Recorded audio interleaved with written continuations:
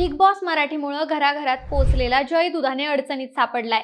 जय दुधाणेला वर्तकनगर पोलिसांनी मुंबई विमानतळावरून अटक केली आहे. याचं कारण काय? तर तब्बल 5 कोटी रुपयांची फसवणूक. मुद्दा असा आहे की ठाण्यात पोखरण रोड नंबर 1 या परिसरात जय दुधाणे आणि त्याच्या कुटुंबाचे काही गाळे आहेत.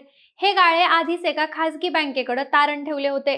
असं असतानाही त्यानं हे गाळे त्याच भागात राहणाऱ्या एका व्यक्तीला विकण्याचा प्रयत्न केला. तसंच त्या गाळ्यांच्या मोबदल्यात जय दुधाणे आणि त्याच्या कुटुंबियांनी त्या व्यक्तीकडून टप्प्याटप्प्यानं 5 कोटी रुपये सुद्धा घेतले. पण त्या व्यक्तीला आपली फसवणूक झाल्याचं लक्षात आल्यानंतर त्या व्यक्तीनं या प्रकरणी वर्तकनगर पोलीस ठाण्यात तक्रार दिली.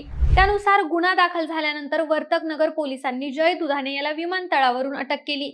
या सगळ्या घटनेनंतर आता जयची प्रतिक्रिया समोर आली आहे.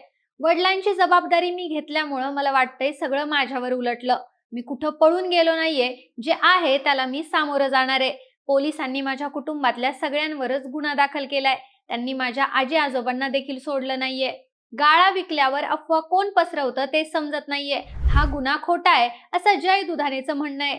पण आता घडलेल्या या प्रकरणामुळे बॉलिवूड आणि मराठी मनोरंजन विश्वात खळबळ उडाली आहे. या प्रकरणाबाबत तुम्हाला काय वाटतं हे आम्हाला कमेंटमध्ये नक्की सांगा. आणि सोबतच आपल्या विषयच भारीच्या इन्स्टा पेजला फॉलो करायला विसरू नका. धन्यवाद.